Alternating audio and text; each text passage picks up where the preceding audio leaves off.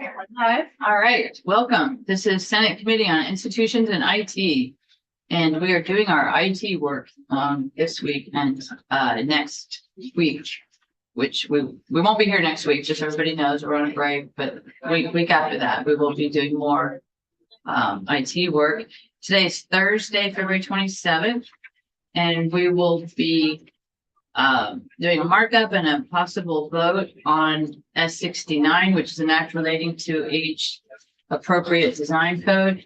And I expect to get to the beginning of a walkthrough on S71, which is an act relating to consumer data privacy and online surveillance. And I expect that we will not complete that walkthrough today, and so we will have that on our agenda tomorrow on Friday. So where we are, bless you, on S69 is we went through the bill. We had a number of witnesses who testified to the harm and witnesses who testified to concerns of businesses, whether or not those businesses would be impacted negatively. And I think we have come to a good midpoint where we narrowed the scope of the, we are intending to narrow the scope of S69 in the amendment that we're looking at, so that fewer businesses are impacted, but we have kept significant amounts of protection. Just one thing I want to say is one of the changes that we're making is to add an exemption for banks, and because financial institutions are subject to federal law. And I think that exemption makes sense. And I believe that we need to provide as much care for our children as we do for our financial information. And that's what this bill is intended to do. So, Mr. Sagal, would you walk us through whatever we need to walk through in the bill, but obviously focus on the amendment and its amendment 1.4, draft 1.4. Yeah, so we're excited to offer the rest of the council. I just had the amendment pulled up, and I'd be glad to answer questions about the introduced bill, since that's the majority of what you will be voting on today is the introduced bill with these changes. But I'll first walk through the amendment. A little bit, I kind of restructured it a little bit to go in order for my own purposes and for the editor's purposes. It makes more sense to go with the flow of the bill. The first amendment is a new one that Senator Plunkin brought up yesterday about HIPAA, defining HIPAA. So in our style, as long as we, use the full phrase of the federal act once, we can then use an acronym. So even though HIPAA appears elsewhere in the bill, using it once is sufficient. So every future time HIPAA is mentioned, it will be understood to be the Health Insurance Portability and Accountability Act of 1996. Any questions about that? Change. Okay. The second amendment is also new. The committee discussed having some kind of, annual revenue from online services as a kind of not exception, but applicability. So we've amended the definition of covered business. And it looks different than in the introduced bill because I wanted it easier for people to read. So instead of it just being one paragraph, it is now A, B, C, D, E. So B is the only new language in 11. And it is a business that generates a majority of its annual revenue from online services. This is a pretty big one, right? So now, if a business, 49% of its revenue comes from physical products, backpacks. We'll keep coming up with, for some reason, JanSports, I don't know. Good. Sure.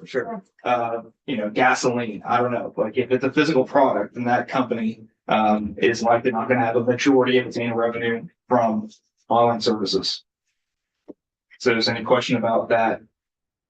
This is bigger than an exception. This is like it does not apply to a business that just does not make a majority from online services. Yeah, that is an interesting exemption because there very likely could be businesses who where they have that situation, but they are making doing what this bill says you can't do, basically. So that would be something to flag for the other committees who are going to get this, unless we want to change it now. I'm okay to leave it for now. What you're like, I'm sure. You're good with that. Okay. Again, C, D, and E were in the previous version of the bill. I can go over it again, but there's no changes there. Third, the exclusions section is just kind of brought over once again. And again, only the yellow highlighted version is different from the introduced bill. And this language is the same as what you saw yesterday, subdivision 6. A person, so this is a shall not, okay? So a person to control or process the personal data of not more than 25,000 consumers in the previous calendar year, excluding personal data controlled or processed solely for the purpose of completing the payment transaction. Those persons are not subject to this bill. Or 50,000 consumers in the previous calendar year, excluding personal data controlled or processed solely for the purpose of completing a payment transaction, and had an annual gross revenue of not more than $1 million in the previous calendar year. So again, these are shall nots. These companies shall not be covered by the bill if they need either of those. Right, and that language was a result of hearing from the businesses that they were concerned that some of the smaller businesses in Vermont might get. Yeah, I think your committees do have concerns about small businesses in Vermont Yes, getting caught up in it. Subdivision 7 is also the same as yesterday, and the video game exception was removed. So the amendment ends with the exemption section, or yeah, the exception section, exclusion section. right, and the last one is the financial institution. Yes. So questions about the amendment or the language? Does it reflect what the committee discussed yesterday? Yes. Okay, any comments or questions on the underlying bill? Okay, you're ready for a vote? Okay, so clerk needs a I make one. I don't know, let's see. Just change the date. The date wasn't put on there, so I'll check. Okay, so we'll put the Make date. sure she's happy with it. And Yeah, then, and all I did was just write senator instead of representatives for all this. Okay, so what we need to do is put the S69 on it. Okay, that's there, and then. Well, no, and it's- Well, it's. Oh, it's that, up yeah, there. that part is there, yes. Right, and then we also need to put draft 1.4, Yep. and then, This is interesting. Explain all of this, because this is new to me. Well, you're not a clerk or But well, Might no, be- it's it might be important that we know something- that, yeah, so then we have the date of the vote, so basically, so somebody needs to make a motion, somebody needs to second it. And once we have a motion and a second, then we'll vote, and the clerk will call the roll. Okay. And we'll each say yes or no, and then the clerk will say the tally, and then we'll have a report. And the reporter is the one who takes it onto the floor. Okay? so what's the form of the motion? So the form of the motion is to approve S69 as amended by draft number 1.4. Is that correct? That's right. Okay, So moved. okay, so motion by Senator Plunkett. Is there a second? Second. Okay, second by Senator Major. So now if the clerk will call the roll, please. Second. Sorry? Discussion? Oh, sure. Yeah. I mean, often we do the discussion before we do this. I know. but That's Probably fine. for procedure, Madam Chair. Well, there's different parts of the conversation, but that's fine. Okay, I'll call the roll. Yeah. Well, no, do you want to have to? No, I was just being facetious. Oh, okay. Well, thank Thank you you. for that levity. Yeah, we've been Recess, 3 discussing. seconds, please. Well, Randy, give me that. Okay, Thank you. okay. Great. So now if you would call the roll, please, on the motion of S69 as amended by draft number 1. So are we doing the whole bill? What do we do? Yes, Okay, so this is the bill as amended. Okay. So we only need to Okay. take one vote. Okay, good. Okay, so, please say yes or no. Senator Plunkett, Yes. Senator Russ Ingalls, So, Senator Joseph Major, yes.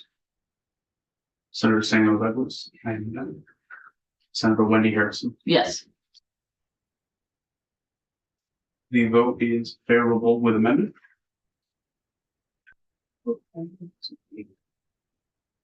That looks terrible. Don't worry, it doesn't, it stays in our files here. It's a great pen. Do you want it? All right. I'll email you a clean copy, Caitlin, so that the highlighting. Thank you. Okay, and then I'll be, the report the bill so we can. Okay. Check. Oh, myself. So, the date. 2/27/25, lots of teams.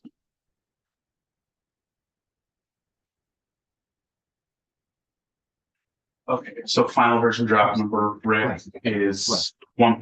Right, I'm sorry. But yes, that's the amendment. Stevens. Oh, yeah, those are about these. Is that? I'm messing with that. I was thinking it was, Rob. What is? And ag, it's, Steve, our clerk. Okay.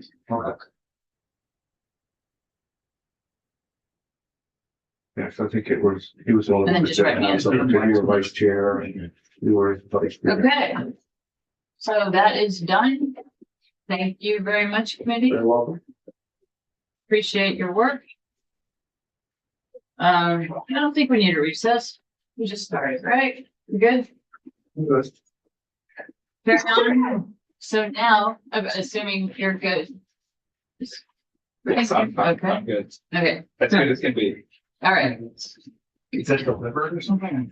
I literally don't know. So what happens is, actually, this time when the Yeah. door opens, listen, now I say it. And then, He said now, I said. and then actually the clerk takes All these buttons. those, Sorry? the clerk takes a document up to the, office, but we'll talk about that Was this offline. guy off a document? Yeah, that'll help happen later. Okay, so let us move on to S71, which this committee received a couple of days ago, which is an act relating to consumer data privacy and online surveillance. We are doing a walkthrough, which means we are going through the bill, our attorney is going through the bill and by each section and explaining what's in the bill and if necessary, what it means, and we can ask questions. Yes. Okay? Okay, again, for the record, Rick Sable, Office of Legislative Counsel. I hope to have a bill under 20 pages with you all at some point. Another, Isn't Senator Chitten's data privacy bill fairly short? no, not under 20 pages. It's not under 20 pages. These bills are all very big, like And it's complex. yes. So I actually, Madam Chair, if you don't mind, I want to start out with kind of just a background of what the current laws are. That sounds great. But just, and again, this is not meant to be a educational, I fully. We like educational. Yeah, I know you do, but it's, I Much try- information as you want to Yeah, get. yeah. And I look, this is, I think when people hear the word data privacy, their eyes glaze over because it's seemingly like a very difficult and boring topic, but, there is movement to, in various states to, manage how companies control your data and sell your data, those kind of things. We'll talk about that. But, Vermont is maybe not one of the first states to do this. Vermont tends to be first in a lot of different things. It's not first in data privacy. There's roughly about 20 states that have actually signed a comprehensive data privacy law. I think California may have been one of the first. In New England, this great is covered. You can see New Hampshire has one. Massachusetts is considering one. Rhode Island, Connecticut, Maine does not have one. So the blue states are considering, the gray states do not have anything introduced at this point. And this is all relatively recently. This is all in the last 4 or 5 years where states have started doing this. I think because there's been concerns about data breaches and sales of consumer data. And, when you're on Facebook, you see ads for things that you searched for a few days ago. Or I think people now say that when you use your Alexa or your speaker and you are talking and it hears you. I don't know if that's true, but people have concerns that these things are happening. So states are attempting to regulate as they can. And I'm not going to attest to the validity of this specific website and how they have put an X or whatever next to it. But for the most part, when you think about these data privacy bills, there are these kind of big things to think about that restricts processors, controllers, and what they're doing. And it's vertical, but you can kind of see, does it give consumers the right to access their data, the right to correct the data, right to delete their data, and it goes on there. And you see one of the more controversial ones, the private right of action, is one of the columns that we'll talk about, I'm sure, and on this bill. So you see the states that have this and which ones have decided to include a right to correct or right to delete. And this, I don't trust this necessarily. They have the Vermont version that I'm walking through, the House version, which is the exact same as S71. And you can kind of see that it does have most of the consumer protections that are tracked on this website. The right to delete, right to all these different ones here. Can you go through those rights? Yeah, and The right to access. Yeah, right to opt out of certain processing, right to portability, right to opt out of sales, right to opt in for sensitive data processing. And we'll talk about, how sensitive data differs from just regular personal data. Right against automated decision making, private right of action. And then as far as the business obligations, an opt-in default, and usually there's a minimum age for that. Notice transparency requirement, risk assessments, prohibition on discrimination, and purpose processing limitation. So those are kind of the big picture things that these bills try to tackle, and it takes 20,000 words, unfortunately, to do these things. Because, and what's interesting to me at least is that usually the businesses also require this to be complex. They need language that tells them what to do. And I wish it would take 5 words to tell a business, don't do this, or you can't do this. But because of law, it requires a very clear and sometimes complex set and structure to tell businesses what they can and cannot do. And can I just add something? And maybe you're going to bring this up, that if the federal government regulated this, it would be helpful. Be great. Yeah. And they've tried. It would be fantastic. Yeah. How many of the ones that have been passed by the states are actually under litigation? Do you know that? Yeah, I do know that. None that I could find. And I found that very interesting because unlike the kids code bills, which gets challenged, and I was fully transparent about that, these get challenged. These do not, at least not to the extent that the kids code bills do. And the main, I think, reason why is because in the kids code bills, you're regulating content. You're saying that business cannot create compulsive content or content that's addicting. These are kind of like squishy things like what's compulsive, right? We try to define that, but it's not always clear. So a business will say, well, we can't, do this, or we can't do that.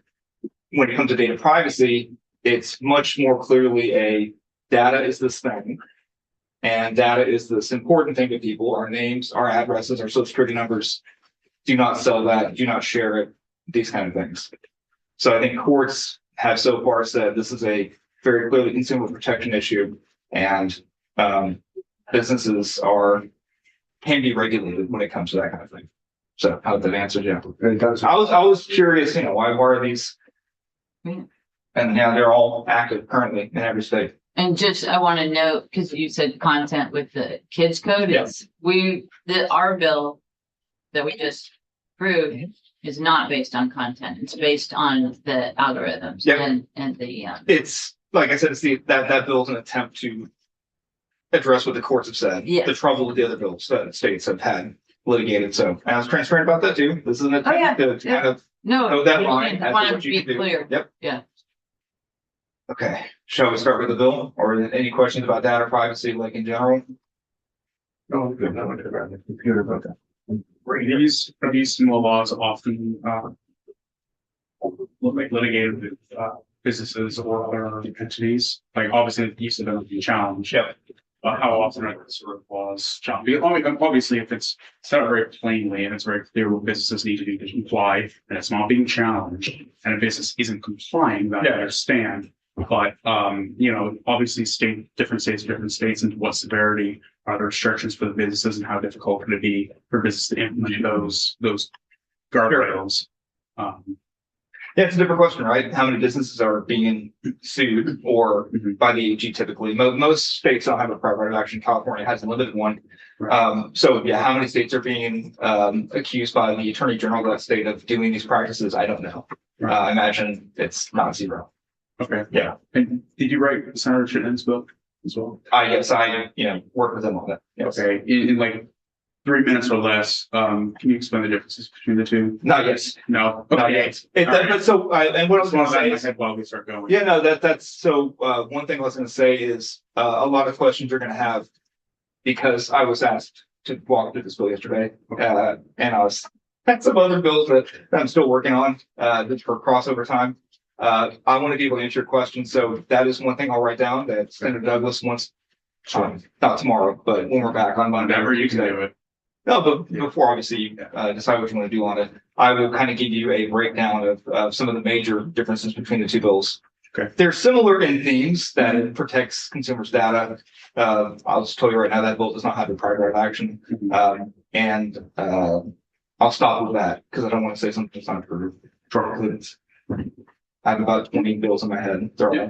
Well, that was 3 minutes or less. Yeah, yeah, Well, that's helpful, yeah. and it will be helpful to continue that conversation. Yeah, great. Okay. At 71.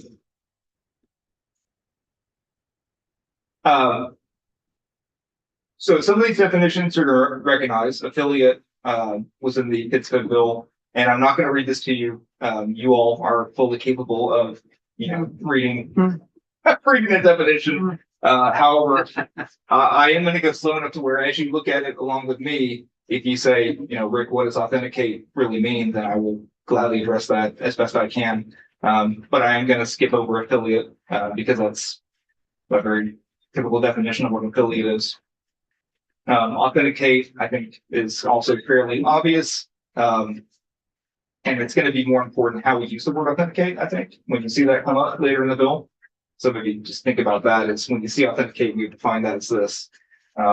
It's reasonable means to determine that a request to exercise any of the rights afforded under a certain part of the bill is being made by or on behalf of the consumer. Biometric data was in the Kids Code bill as well, and if you don't remember, it's this fairly personal, unique characteristics we have, our iris fingerprints. Yeah, again, this is stuff that we saw already. I'm gonna keep going. Business associate, we actually have defined HIPAA here, Senator Plunkett, I'll get to that. Just missed that in the previous bill. COPPA is the Children's Online Privacy Protection Act. I'll get to that when we talk about that. Consent. I do want to go over consent. It means a clear affirmative and act signifying a consumer's freely given, specific, informed, and unambiguous agreement to allow the processing of personal data relating to the consumer in response to a specific request, provided the request is provided to the consumer in a clear and conspicuous disclosure, includes a description of the processing purpose for which the consumer's consent is sought, clearly distinguishes between an act or practice that is necessary to fulfill a request of the consumer and an act or practice that is foreign to the purpose, clearly states the specific categories of personal data that the controller intends to collect or process under each act or practice, clearly states the specific categories of personal data that the controller intends to collect or process, and is accessible to the consumer with disabilities. And you may be asking, why did it take that many words to define consent? This was written by a lawyer. Because it was written by a lawyer. It's clearly offensive, sir. No, it's because that word is important. And one of the advantages in some ways that I'm not the first state to do this is because you've probably had some other states struggle with this. A business may want to know, how do we know if a consumer consents? Is it a checkbox? Is it a, clicking it? Is it an email? Is it a audible phone call? So here we have tried to clarify, what is consent and what's not consent. A clear affirmative act is the biggest phrase there. You know what, let's just hold on just one sec, because there are folks in the room who are, looking at, following along, probably some people at offices. And we're probably doing this earlier than they thought, but does everyone have access to the bill? Is it online? You're talking to me? No, them. Yeah, and so it's online, okay, okay, just want to make sure, thanks. Okay, next page, we have consent does not include acceptance of a general or broad term of use or similar document that contains descriptions of personal data processing along with other unrelated information. Hovering over, muting, pausing, or closing a given piece of content. Inaction of the consumer or the consumer's continued use of a service or product provided by the controller, or an agreement obtained through the use of dark pattern. You might be wondering, what is the dark pattern that is coming? That is a Okay. comment, yes.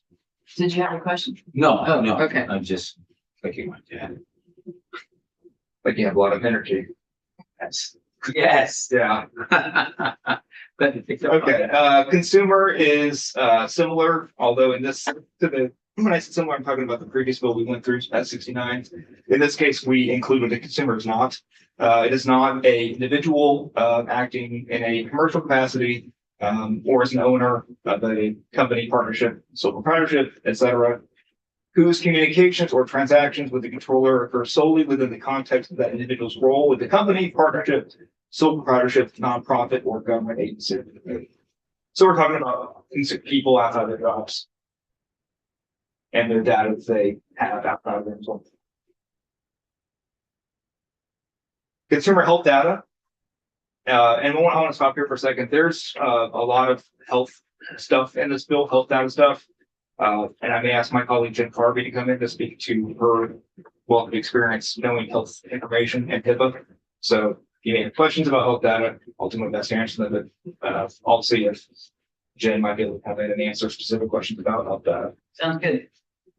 Anyway, it is personal data that a controller uses to identify a consumer's physical or mental health condition or diagnosis, including gender affirming health data and reproductive or sexual health data. A consumer health data controller means any controller that alone or jointly with others determines the purpose and means of processing consumer health data.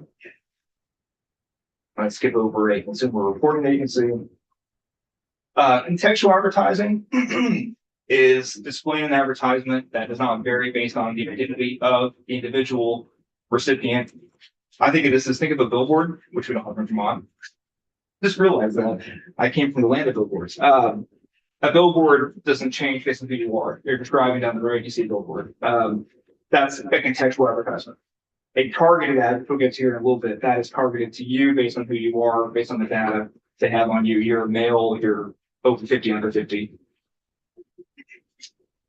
So these are they don't vary based on the identity of the individual recipient, and it's based solely on the immediate content of a web page or online service within which the ad appears, or a specific request of the consumer for information or feedback.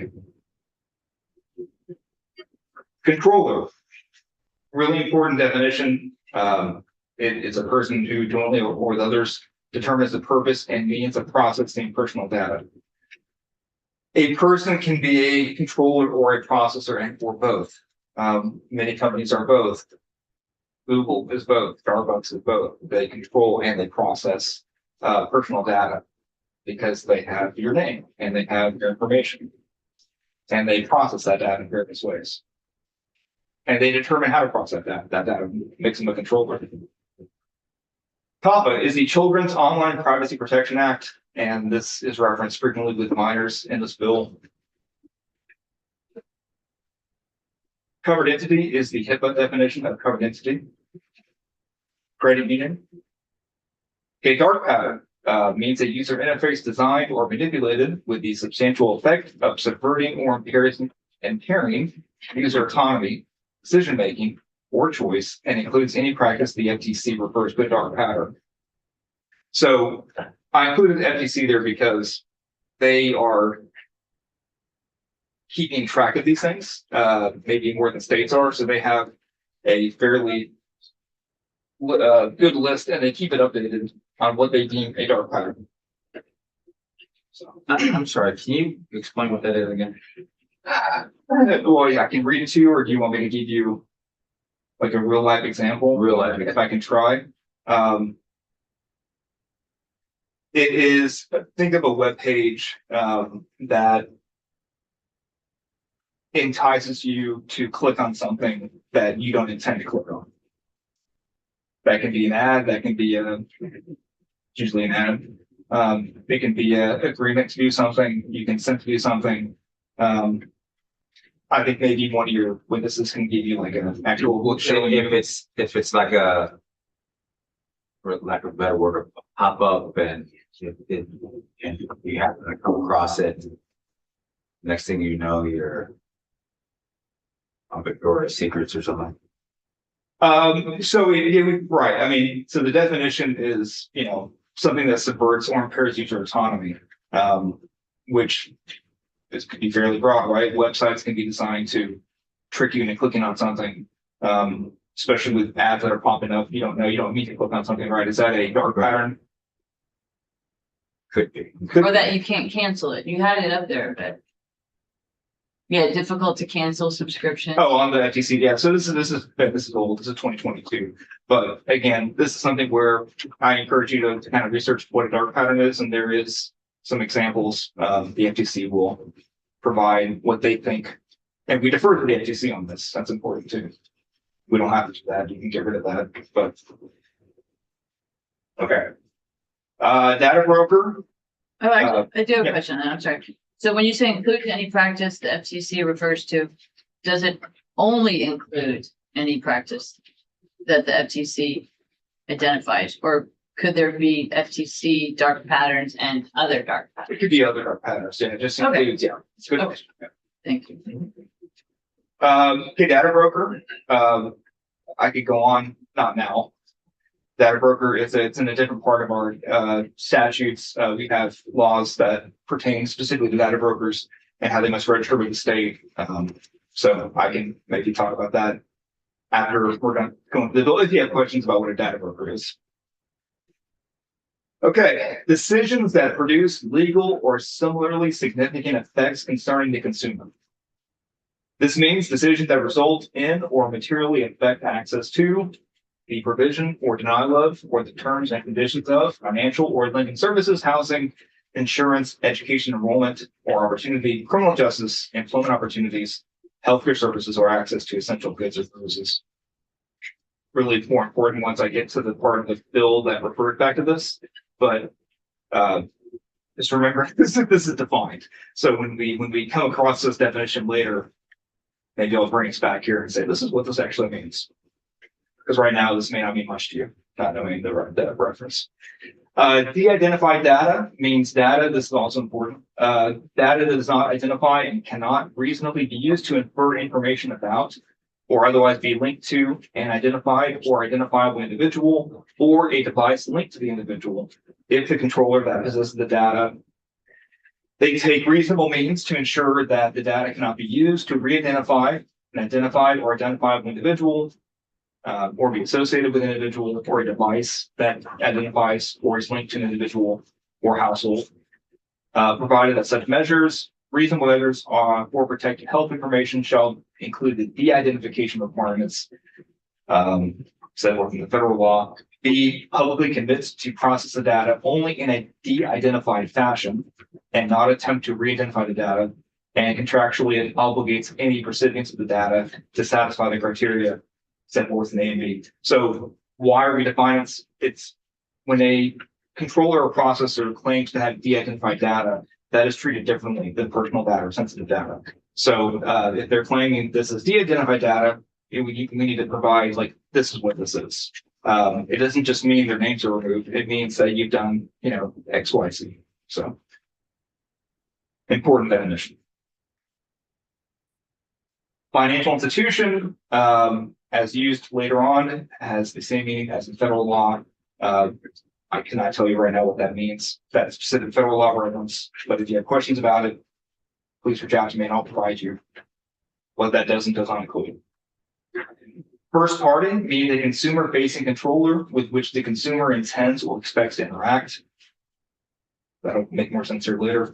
First party advertising means processing by a first party of its own first party data for the purposes of advertising and marketing, and is carried out through direct communications with the consumer, such as direct email, or text messages, in a physical location operated by the first party, through display or presentation of an advertisement on the first party's own website, application, or their online content.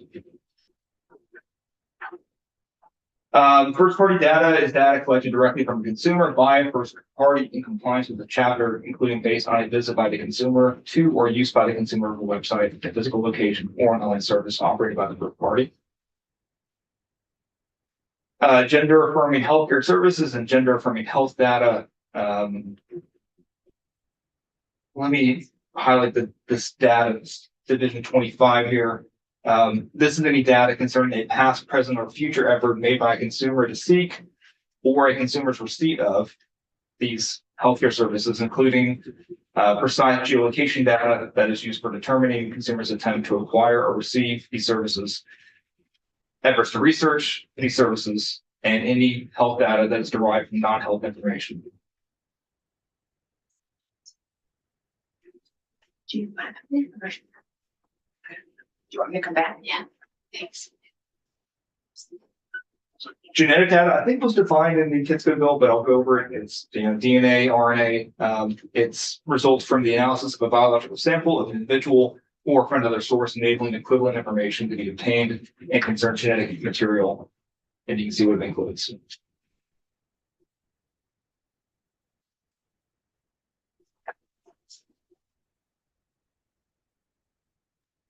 Geofence. If you don't know what a geofence is, if you have a phone, you probably have been geofenced. It's a technology that uses GPS coordinates, global position coordinates, cell tower connectivity, cellular data, radio frequency identification, wireless data, or any other form of location detection. And again, this will make more sense when you show how it's being limited in this bill.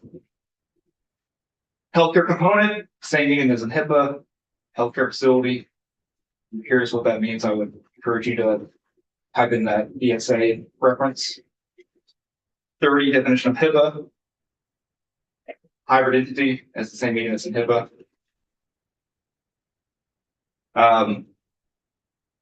Identified individual kind of speaks for itself. It's an individual who can be readily identified directly or indirectly, including by reference to identifiers such as name, ID number, specific or historical pattern of geolocation data, or an online identifier. Infinite Trust Company, which brings me up to another of my colleagues, Maria Royal. She handles insurance and banking and DFR types of issues. I'm sure Chris is very familiar with Maria. I may have her come in to speak to the financial impacts to the financial companies on this bill, just so you know. Investment advisor, same meaning as an IVSA 5102. Okay, a large data holder means a person who during the preceding calendar year processed the personal data of not fewer than 100,000 consumers. Those are again Vermonters, so 100,000 Vermonters. Marketing measurement is measuring reporting on the marketing performance or media performance by the controller, including processing personal data for measurement and reporting, frequency, attribution, and performance, provided it's not processed, transferred for any other purpose.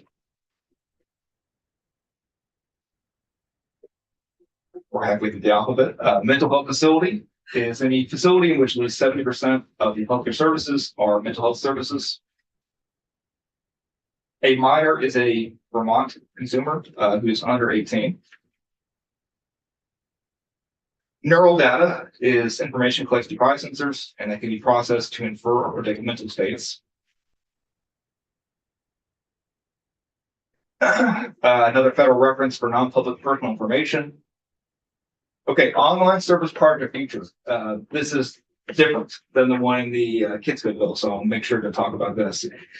It's close, but it's different. It means any service, product, or feature that is provided online, except as provided in subdivision B of the subdivision. So here we go. It does not include telecommunications, which is in Kids Code, broadband internet access service in Kids Code. And then 3 is a little bit different. The delivery or use of a physical product, but not including the provision or use of an online service, product, or feature through use of an internet connected physical product. So that last part was missing in the Kids Code bill. And I think the reason there is to clarify that if you are using your phone, which is a physical product, to do something online, that is still included in the online service just because you did it through your phone. Is that required? But I think it's for clarification.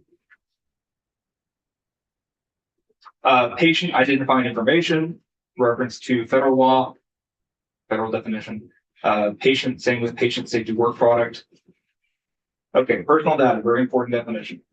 It means any information, including derived data and unique identifiers, that is linked or reasonably linkable, alone or in combination with other information, to an identified or identifiable individual or to a device that identifies, is linked to, or is reasonably linkable to one or more identified or identifiable individuals in a household.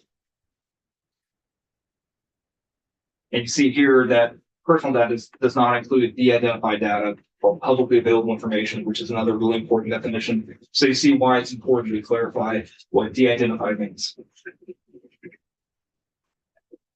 Precise geolocation data is information derived from technology that reveals past or present physical location of the consumer or device that identifies or is linked or reasonably linkable to one or more consumers within a radius of 1,850 feet.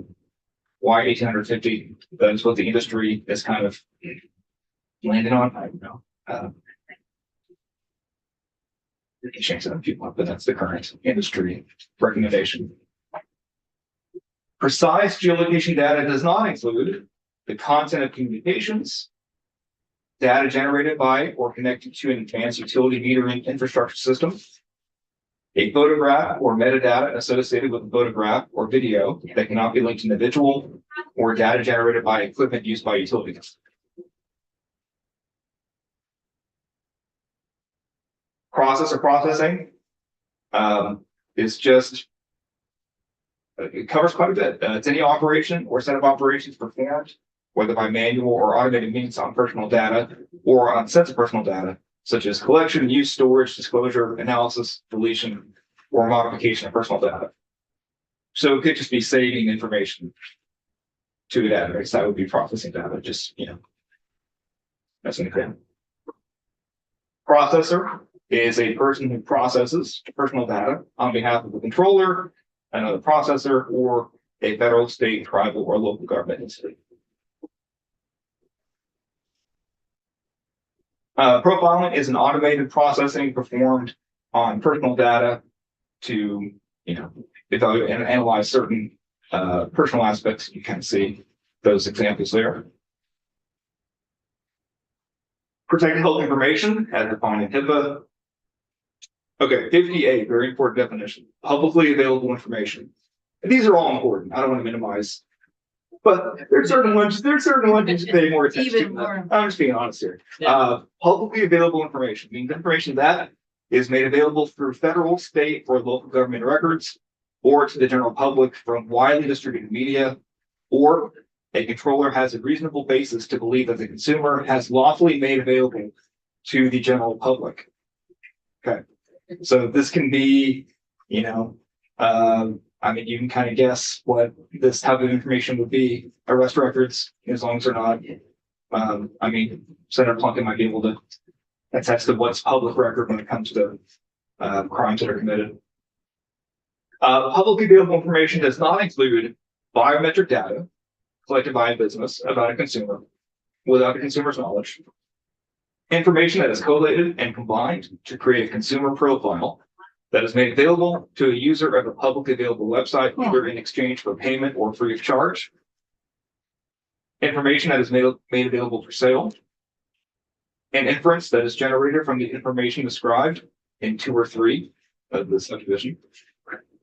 And any obscene visual depiction with a reference to federal law, which I encourage you, if you're curious what that is, to read it and ask me if you have questions about that cross-reference. And any inference made exclusively from multiple independent sources of publicly available information that reveals sensitive data with respect to the consumer. Personal data that is created through the combination of personal data with publicly available information. Genetic data, unless otherwise made publicly available by the consumer to whom the information pertains. Information provided by a consumer on a website or online service made available to all members of the public for free or for a fee, where the consumer has maintained a reasonable expectation of privacy in the information, just by restricting information to a specific audience. That's a pretty big exception there. So maybe start that one. Information that you provide, maybe even big websites that might have that type of profile. Or intimate images, authentic or computer generated, known to be non-consensual. So those are not publicly available information. And again, it's so detailed because that's not included in personal data, which is not really part of the bill. Like that's not personal data or sensitive data. Okay. Qualified service organization is another health record or health record issue. Reproductive or sexual health care is the same thing as we've already defined in our statutes. Reproductive or sexual health data is personal data concerning a past, present, or future effort made by a consumer to seek or a consumer's receipt of reproductive or sexual health care. A reproductive or sexual health facility means any healthcare facility in which at least 70% of the healthcare services or products are reproductive or sexual health care. Okay, sale of personal data means the exchange of a consumer's personal data by the controller to a third party for monetary or other valuable consideration. It does not include the disclosure of personal data to a processor that processes the personal data on behalf of the controller. So these are usually pretty close relationships that processors controllers have. So they're not selling it to the processor, and that's not what the bill is about. The disclosure of personal data to a third party for purposes of providing a product or service requested by the consumer. The disclosure or transfer of personal data to an affiliate of the controller. The disclosure with the consumer's consent of personal data where the consumer directs the controller to disclose the personal data or intentionally use the controller to interact with the third party. The disclosure of publicly available information. The disclosure or transfer of personal data to a third party as an asset that is part of a merger, acquisition, bankruptcy, or other transaction, or a proposed merger, acquisition, bankruptcy, or the transaction in which the third party assumes control of all or part of the assets. Sensitive data, very, very important definition, sensitive data. Because sensitive data is treated differently. It's treated as more important data. It's stuff that you don't want out there about yourself. It reveals a consumer's government issued identifier, such as your social security number, your passport number, your state ID card, or driver's license number that is not required by law to be publicly displayed. Or it reveals a consumer's racial or ethnic origin, national origin. You see the list of protected classifications there. Reveals a consumer's sexual orientation, sex life, sexuality, or status as transgender or non-binary. Reveals a consumer's status as a victim of a crime. Is a consumer's tax return and account number, financial account login. These things that probably don't want the company to have. Is your consumer health data is collected and analyzed concerning consumer health data that describes or reveals a past, present, or future mental or physical health condition, prevent disability or diagnosis, including pregnancy, to the extent the personal data is used by the controller for a purpose other than to identify a specific consumer's physical or mental health condition or diagnosis. Is biometric or genetic data is collected from a consumer that a controller knew or should have known is a minor. So this is the first instance here besides COPPA that we do have some minor protections in here. If this bill were to pass as introduced and the age appropriate code were to pass the Senate and then the House as you amended it, there would be some probably overlap. But this bill addresses the data more than the design features. Just want to put that on your radar. J is precise geolocation data. Keystrokes, K. We've not defined keystrokes, and that would be something I think you all should ask about is what that really means. L is driving behavior. M is neural data. Or N are the online activities of a consumer over time and across devices, websites, online applications, and mobile applications that do not share common branding or data generated by profiling and perform on such data. Okay, earlier you saw contextual advertising. This is targeted. This is what it sounds like. It is displaying or presenting an online ad to a consumer or to a device identified by a unique persistent ID. If the ad is selected based in whole or part on known or predicted preferences, characteristics, behavior, or interest associated with a consumer or a device. Targeted advertising includes displaying or presenting an online ad for a product or service based on the previous interaction of a consumer or a device identified by a unique ID with such product or service on a website or online service that does not share common branding with the website or online service, displaying or presenting the ad, and marketing measurement related to such ads. Targeted ads does not include first-party ads, which I defined earlier, or contextual ads. So those two are not included there. Third party, I think it's fairly obvious, but it's a person that collects personal data who, for another person who's not the consumer to whom the data pertains and it's not a processor. Third party does not include a person who collects personal data from another entity if the entities are affiliates. Is the second party the person whose information is being, The second party? yeah, well, there's a first party and a third party. There's a second party So in the middle, right? I'm not trying to be, not necessarily. A third party would just be, a unknown other company or person that is not part of the original okay. arrangement, if that makes sense. Yeah, it Yeah. does, but it makes sense Yeah. to me to have a second party be the person. I guess But it doesn't matter if we're not using the second person would be the other entity in the arrangement.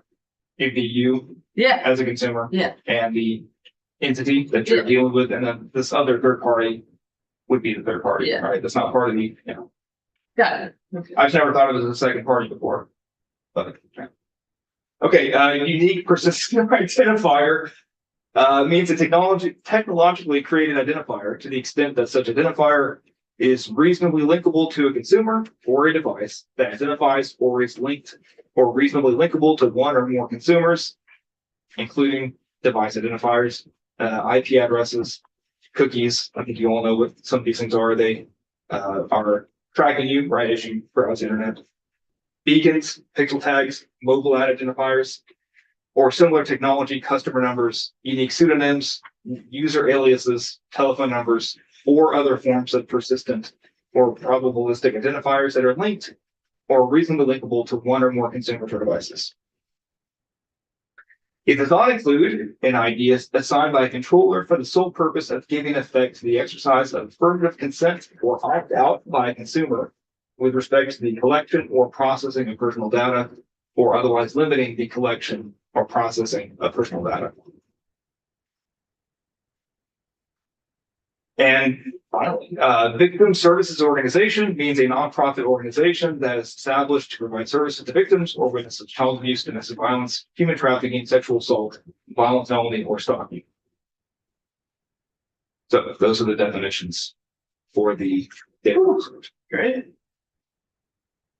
Is that it? That's the bill. No, No. Let's keep There are more going, right? definitions? no, that's the even. Holy moly. Yeah, well, that's good. Right, everybody good? We can keep going? Okay. I'm gonna check. So I can, I know you have me until 2:30, and Seneca Boss told me they don't need me to testify. It's just as long as I can maybe be nearby, so I can sit nearby in case I need to come. So then you can keep Yeah, going. 2:30, right? That was the original plan, was 2:30? I have 3. Yeah, 3. Okay. Attorney. We can, let's see if they come get me. So they know I'm Yeah, here. They know I'm yeah. here, so, Yeah, let's get as much done as we can, okay. All right, please, if that works. yes. Applicability. Who does this bill apply to? You're gonna see applicability, then you see exemptions, like in the last bill. So you start with this, you know, what is a processor, right? What is a controller? And I kind of said that that's a lot of businesses are going to be processors, maybe not controllers, but it's you know, fairly easy to become one of those entities. But now we're going to narrow it a little bit by saying who this applies to. So this chapter applies to a person who conducts business in the state, or a person who produces products or services that are targeted to residents of the state. So right there, you know, it's any company that has a consumer here in Vermont. You can be in California, you could be in Texas, but as long as you have consumers here in the state, you would currently fit in. However, you must control or process the personal data of not fewer than 25,000 consumers, Vermont consumers, excluding personal data controlled and processed solely for the purpose of completing the payment transaction. You recognize that language? Or control or process the personal data of not fewer than 12,500 consumers and derive more than 25% of the person's gross revenue from the sale of personal data. So just as a hypothetical here, if you are a business that processes consumer data and personal data, and you process 20,000 Vermonters, you would not fit in subdivision 1, so it wouldn't apply to you. However, if you process 20,000 but make 30% of your revenue from selling consumer data, you would be covered by this chapter. Oh, go ahead. You said, applies to you if you're a business who does 20,000. It looks here that says applies to a person, dogs business, which I think might be an important distinction. Sorry. A business is an individual. Yeah. Person is defined in the Vermont statute to basically include everything. Yeah, everything. That's Why I need to be a lawyer. Yeah. natural person, corporation, municipality, the state of Vermont, or any department, agency, or subdivision of the state, and in partnership, unincorporated association, or other legal entity. I have 2 questions. So that's what a person is. That's my memory. Yeah. No. I was gonna say, I was like, oh, Yeah. counselor. Me too. Because that's what I thought it was. At first, that's what I thought. Absolutely from memory. Oh, Which is one of the. Oh, look at your seatmate over there. I was like- Squeal right on you. No, because You at have first me. I actually You thought, I have was me. like, oh, he's good. Oh, He's yeah, still you have good. me. It's still good. Yeah, you owe him a chocolate bar. I did anticipate that question coming up, so I was prepared. I may say business, I'm misspeaking. This applies mostly their businesses, but yeah, it could be a person, could be an individual, you know, could be. Now, the states, most governments are exempt, which we'll get to in a second, but yeah. Shall I? Yes, Okay. No more questions about the applicability? That's, page 20. and by the way, that is one other change from the other consumer data privacy bills. These numbers are higher in the other bill, so that's something else I'll talk about. Okay, subsection B, meaning the number of consumers is higher. Section 2425 is the consumer health data portion of the bill. So that portion and any other provisions concerning consumer health data apply to a person who conducts a business or who produces products or services that are targeted to residents of the state. So that data, we don't provide those consumer thresholds. In this case, if you have conduct business in the state or if you target consumers in the state, If you have one consumer, you'd be covered by this bill, as long as the consumer health data, you're covered. Unless there's another exemption, which is coming up here in a second. There's several health related exemptions in this bill. Healthcare related exemptions. Which brings me to the exemptions, 2417, page 20. Okay, so this chapter, this bill may apply to you, right, in the previous section. However, you may be exempt. You may apply to you, however, if one of these fits you, then you are exempt from the chapter. A federal, state, tribal, or local government entity in the ordinary course of its operation, that is a huge exemption, right? That is fairly standard across the state privacy laws that states, local governments, they have this data for various reasons. They know your driver's license ID number. I wonder why. Well, this thing created the ID for you, so they have that information. So I think the testimony on this type of exemption is that it'd be very complicated for them to manage their data in a way with all the people in their state that they have the information of. But it may come up in your testimony. 2, protected health information under HIPAA. Again, very, very big exemption there. Patient identifying information. That's a healthcare exemption. Information to the extent it is used for public health, community health, or population health activities and purposes as authorized by HIPAA when provided by or to a covered entity, or when provided by or to a business associate in accordance with the business associate agreement with a covered entity. Again, these are very detailed healthcare exemptions I'm not too familiar with. If you have questions about them, I will come back and answer them all, including my colleague who reviews the healthcare portfolio. You may or may not know this, but are those exemptions in there because of federal preemption of HIPAA, or is it not quite that? So you have the general, HIPAA protected health exemption. These, and there's a few more that are health related. I don't think it's all about preemption. Okay. I think a lot of it is just they have such, the work they do requires the processing of some of this data for research purposes typically. Okay.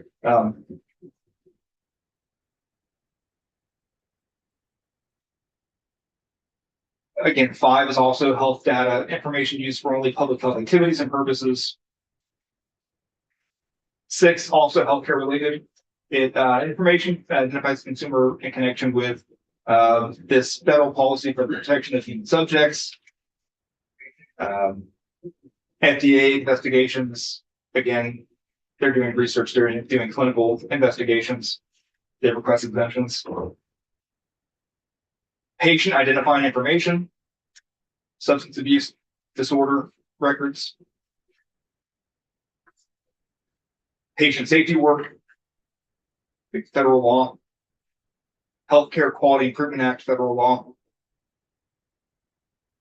10, finally, we're a little bit out of the healthcare realm there. Information processed or maintained solely in connection with and for the purpose of enabling notice of emergency to persons that an individual specifies.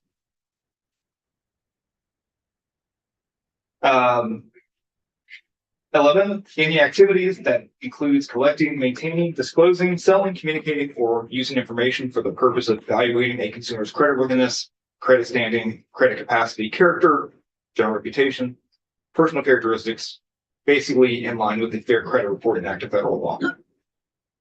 Okay, so all of those things are modified by the Fair Credit Report. Yes, Okay, yes. thank you. 12, information collected, processed, sold, or disclosed under and in accordance with the following laws and regulations: the Driver's Privacy Protection Act, federal law, FERPA. This is your educational records.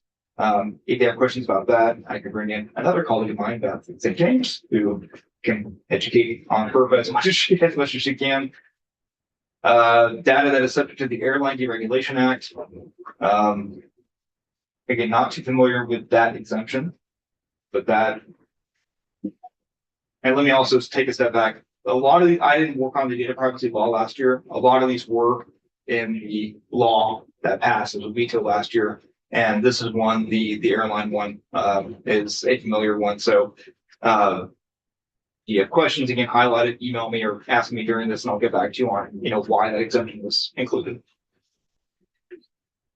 Data is subject to the Farm Credit Act. Data is subject to regulation of listed chemicals and certain machines, federal law. And you'll recognize 13, the Financial Graham-Leach-Bliley Act. A state or federally chartered bank or credit union or an affiliate thereof.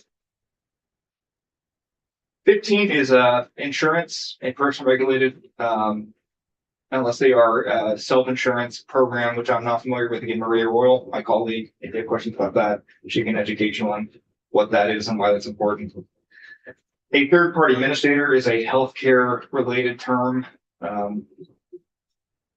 Jen Garvey will tell you what that is. 17, the personal data of a victim or a witness of a child abuse, domestic violence, human trafficking, sexual assault, violent felony, or stalking that a victim services organization collects, processes, or maintains. And remember, we have that victim services organization defined earlier in the bill.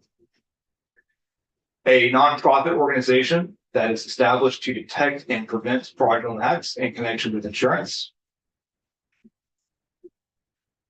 This is another educational exemption. Information that is processed for purposes of compliance, enrollment, or degree verification, or research services by a nonprofit that is established to provide enrollment data, reporting services on behalf of post-secondary schools.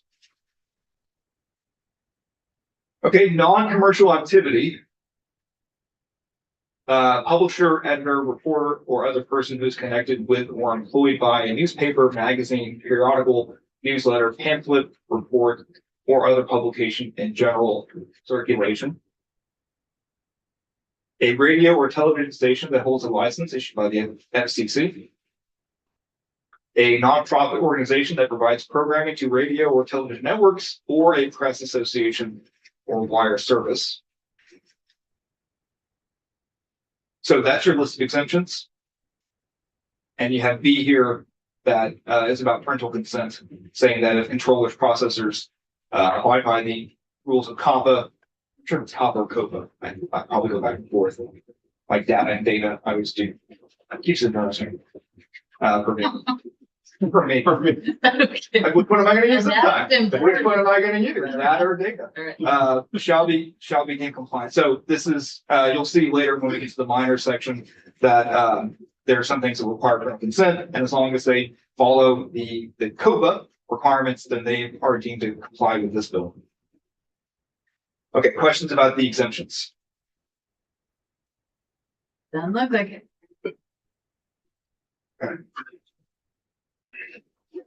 Consumer data, personal data rights. All right.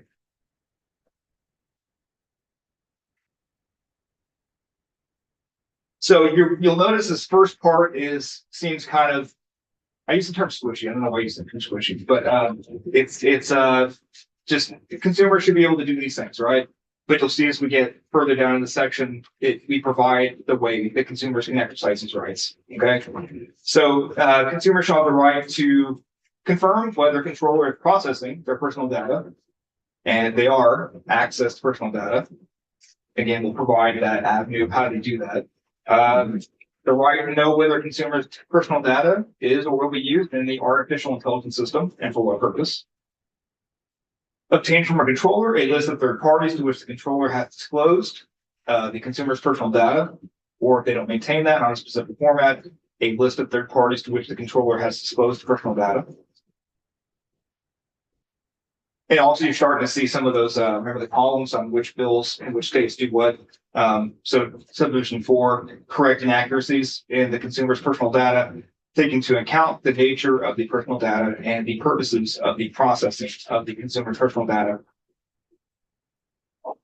Another one, delete personal data, including derived data, provided by, or obtained about the consumer unless retention of the personal data is required by law. And you'll see that a lot too, where this chapter makes several requirements of processor controllers, but they often say that no, we're required by federal law to do this, or we can't because of record requirements. So I think we've tried to put in there as much as needed to say, well, you don't have to if law requires you to keep it for various other recording requirements. 6, obtain a copy of the consumer's personal data processed by the controller in a portable and, to the extent feasible, readily usable format that allows the consumer to transmit the data to another controller without hindrance. Opt out of the processing of personal data for purposes of targeted advertising, the sale of your data, profiling, and furtherance of automated decisions that produce legal or similarly significant effects concerning the consumer. Okay, so here's these rights. How do consumers exercise? Well, a consumer may do this by submitting a request to a controller using the method that the controller specifies in the privacy notice under 2419, which is the next section. However, in this process, a controller shall require a consumer to create an account for this purpose, but the controller may require the consumer to use an account they previously created. A parent or legal guardian may exercise rights under the section on behalf of the child or guardian. Okay,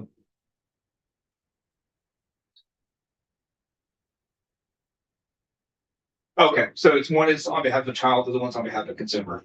So if there's a guardianship arrangement or something, they can exercise those rights for a consumer as well as the child. 4A, a consumer may designate another person to act on the consumer's behalf as the consumer's authorized agent. 4, 8.5 and 8.7, which is back here. I'll show you. 8.5 is to deletion of your personal data. 8.7 is opting out of your personal data. So you can authorize maybe another company. There are companies out there that do this. You pay them a fee to delete your data or to request your data be deleted. C, except as otherwise provided in this chapter, a controller shall comply with a request by a consumer to exercise the consumer rights authorized pursuant to this chapter as follows. A controller shall respond without undue delay, but not later than 45 days after the request. The controller may extend that request when reasonably necessary. And you see kind of the way there they can extend that. If the consumer appointed an agent, the controller shall interact with the agent throughout the process, and with the exclusion of the data access request, not require the consumer to be involved in the fulfillment of the request. So again, allowing a external agent to do that for you, for the consumer. If the controller declines to take action regarding the consumer request, the controller shall inform the consumer without undue delay, which is 45 days or less, and with justification for declining to take action and instructions on how to appeal the decision. Information provided by in response to the consumer request shall be provided by a controller free of charge once per consumer during any 12-month period, or after every time the controller makes material changes to its personal data policies. If requests from a consumer are manifestly unfounded, excessive, or repetitive, the controller may charge the consumer a reasonable fee to cover the costs to act with the request or decline to act on the request. However, the controller bears the burden of demonstrating the manifestly unfounded, excessive, or repetitive nature of the request.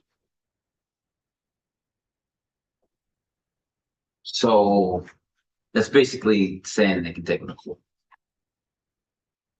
No, Not yet. well, okay, because who determines?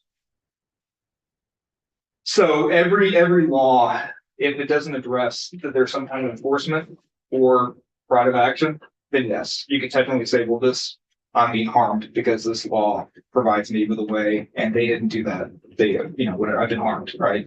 However, this law provides either AG enforcement, where you have to go to the AG, or the AG has to carry out the enforcement, or in this case, there's a limited private right of action where the consumer could hold the processor or controller accountable. And just leaving ahead, this would not be eligible for a private right of action in this case. Okay.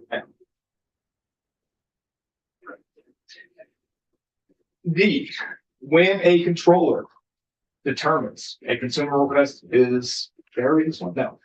Is manifestly unfounded, excessive, or repetitive, the controller shall inform the consumer and share the controller's justification prior to disregarding the request. Sorry, or charging the consumer a processing fee. That notice shall include instructions for appealing the decision. And we're still talking about this request that the consumer makes to a controller to either delete, opt out. If a controller is unable to authenticate a request to exercise any of the rights afforded under A1, A6, just a reminder, A1, A6 includes everything except opting out of the personal data.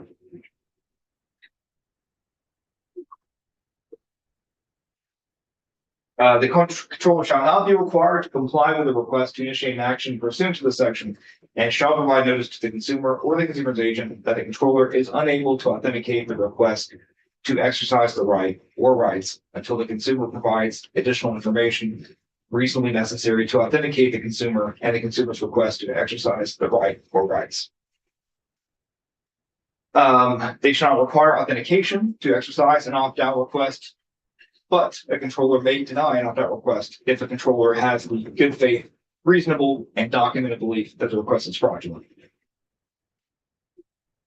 If they believe it's fraudulent, the controller shall send notice to the person who made the request, believing or stating that it's fraudulent, why they think it's fraudulent, and they're not going to comply. If the request was placed through an agent, both the agent and the person who appointed the agent shall receive that notice. A controller cannot condition the exercise of a right under this section through any false, fictitious, fraudulent, or materially misleading statement or representation, or the employment of any dark pattern. So I believe that's the first instance of dark pattern. A controller shall establish a process by means of which a consumer may appeal the controller's refusal to take action on a request under subsection B. This process shall allow a reasonable period of time, be conspicuously available, be similar to the manner in which the consumer makes the request, and then you have the 45-day window, approve or deny within 45 days. And if the controller denies the appeal, importantly, the notice must provide or specify information that enables the consumer to contact the AG to submit a complaint. So Senator Major, there you have kind of a your first kind of contact with the AG there. Now the AG on their own could inquire about something, but this also gives the consumer a path for a complaint. And then the AG has discretion to say yay or nay. Correct. Based on the bill's language, we kind of tell the AG what they can and cannot do. Okay. And then what? The AG works on behalf of the consumer. You're getting on page 60, Senator Major. This is page 25. Or page. Yeah. So eventually, Thank you for moving us along. Yeah, I'm trying. I'm pretty halfway through. So yeah, depending on what the issue is, if it's this talking about the consumer, to opt out, or they request the deletion of data, and the controller either ignores the request, or they say no, they don't give a reason why they don't say no, or they don't give a reason why they say no. The AG would be the ones to enforce this language and say, you have violated this law. We are either going to penalize you, or we're going to, maybe you can take you to court for, they have options. Okay. Yeah. Sounds good. E, I think I'm at the top of page 31. E is nothing in the section shall be construed to require a controller to reveal trade secrets. In response to a consumer request under A1, which is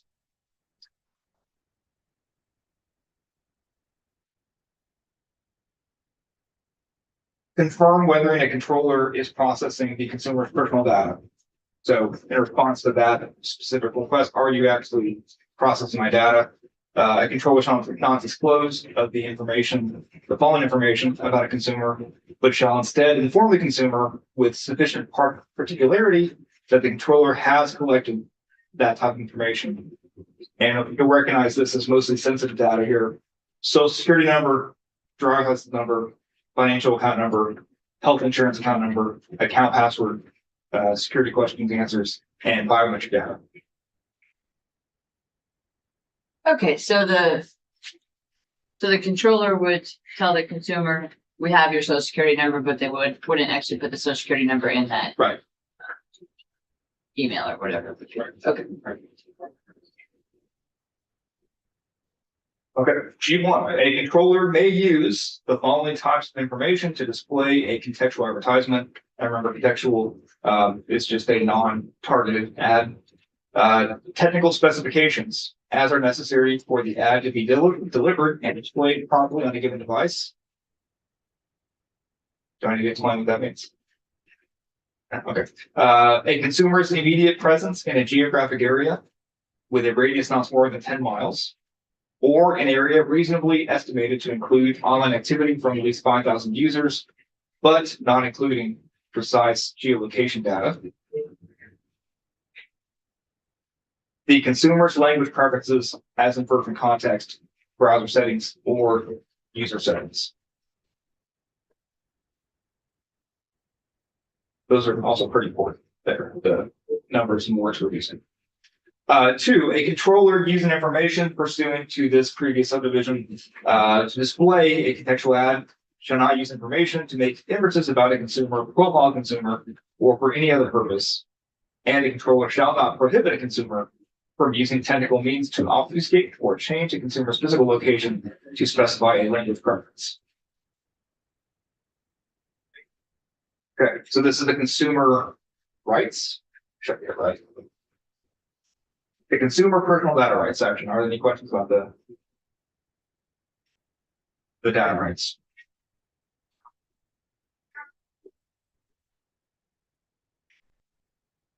Do you think that's a place to That's a good stuff. stop? So let me ask a question. So, I think you would have said that 10 pages ago. Yeah. yeah, But it's Right, actually, no, it's it's actually really legitimate. good. It's a legitimate place. to and start. it's halfway through, so thank you Yeah, very much. sure. But let me just ask a question, please.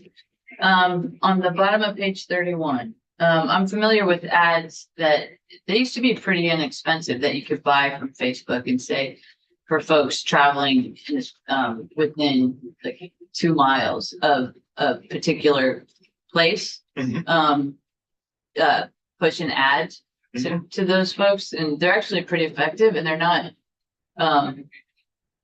It's contextual because they're saying stop at this location. So this a radius smaller than 10 miles, so that's 20 miles. For the whole distance.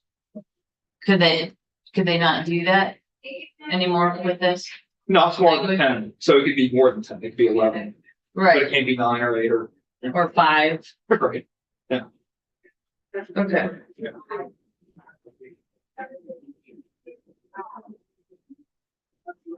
So basically, it's geofence. Geofencing is much more targeted. So geofencing is usually used as like when you enter your doctor's office, you can check it on your phone. Like that's, example of like good geofencing is you go to your doctor's office and they know you're there because your phone, Because I used it in my business. there you go. Yeah. So this is contextual advertisements. So if you are, your customers, your clients, these are not contextual advertisements, but yeah, if you are creating a contextual ad, you would have to follow these current terms. So, make sure you, again, read what the definition of contextual ad is to ensure that it is what you think it is. And I can go back and look at that definition again, but it depends on what you're trying to do with your business. Buy my product. Okay. To people who are already like to your members or to people that are just driving by. People who are driving by. Yeah. Yeah. Okay. Okay. And I'm not a tech guy, I'm the law guy, and that's probably a question that I'm best to answer for you. I can tell you that I just But know I want the, to make the, Yeah. sure, I'm sorry, no, those ads are valuable. yeah, I want to, you know, because geofencing is a common practice for all businesses. All right, Right, and there's geofencing around a particular place, right? And then there's geofencing, like if you imagine a car moving up 91 and 89, and where that car is at a point in time, you could you put Exactly. ads yeah, that's out. exactly what happens. Right. A car driving to 89 and 91 goes by and, you know, the person in the passenger seat has Facebook up Right. and they will get an ad from the Upper Valley and Watson. Yeah, and sometimes people want those ads. So that'll be something that we Hopefully. talk. For They your all ads. want those ads. Yeah, but it's a great, Say, it's a terrific example to have. So we'll have I will start that. Yeah. several samples of situations that we can talk about as we go through this. All right, well, we're planning to adjourn in 5 minutes. I think this is a good place to pause and thank you very much for getting us through this part, which is more than I thought we would be able to do today. It helps that I talk fast. I can, you know, kind of talk faster, helps it skip through. Yeah, whatever you did, it worked. So, but we need to finish hopefully the rest tomorrow. That's the goal. Yep, you're on your schedule. Uh, I think I think you are. And so we have 12:30 tomorrow for those who are listening and want to keep with us. Hopefully we can finish the walkthrough. And then we'll take our week break and go back to this. So The whole week. 12:30 to 1:30 tomorrow, is that right? Hope so. If you can do it till 2, that would be better. I cannot do it until tomorrow.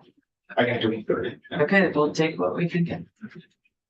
Unless you can, wait, did you say 1:30? 12:30 to 1. 12:30, 1:30, okay. Okay, well, any other issues or requests? Any people? Any members? All right, well, thank you for your work this week. And have a great vacation. And we'll see you in a few days. Oh, yeah, tomorrow.